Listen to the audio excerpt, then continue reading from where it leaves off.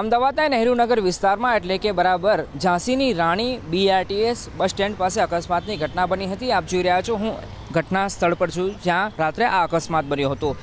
જે પ્રાઇમરી માહિતી મળી છે, પ્રાથમિક વિગતો મળી છે એ અનુસાર તમે જોઈ રહ્યા છો અકસ્માત કંઈક આ પ્રકારે સર્જાયો હતો। નહેરુનગર 4 રસ્તા પાસેથી એક ફોર વ્હીલ આવી રહી હતી અને એ ફોર વ્હીલે એક્ટિવા ચાલકને ટક્કર મારી હતી, જેના કારણે આ BRTSની રેલિંગની અંદર એક્ટિવા ચાલક ઘૂસી ગયો હોવાની પરિસ્થિતિનું નિર્માણ થઈ ગયેલું જોવા મળી રહ્યું છે। જો કે સાચી હકીકત ઓફિશિયલી પોલીસ દ્વારા આપવામાં આવશે ત્યારે અને CCTV ફૂટેજ આવશે ત્યારે ખબર પડશે। પણ આ એક્ટિવાની હાલત તમે જોઈ રહ્યા છો, એના પરથી અંદાજો લગાવી શકાય છે કે અકસ્માત કેટલો ભયંકર હશે, કેમ કે આ અકસ્માતમાં 2 લોકોના મોત થયો હોવાની હાલ પુષ્ટિ થઈ છે। એમના જે પરિવારજનો છે અને અન્ય જેટલા મિત્રો છે એમના દ્વારા એ માહિતી મળી છે।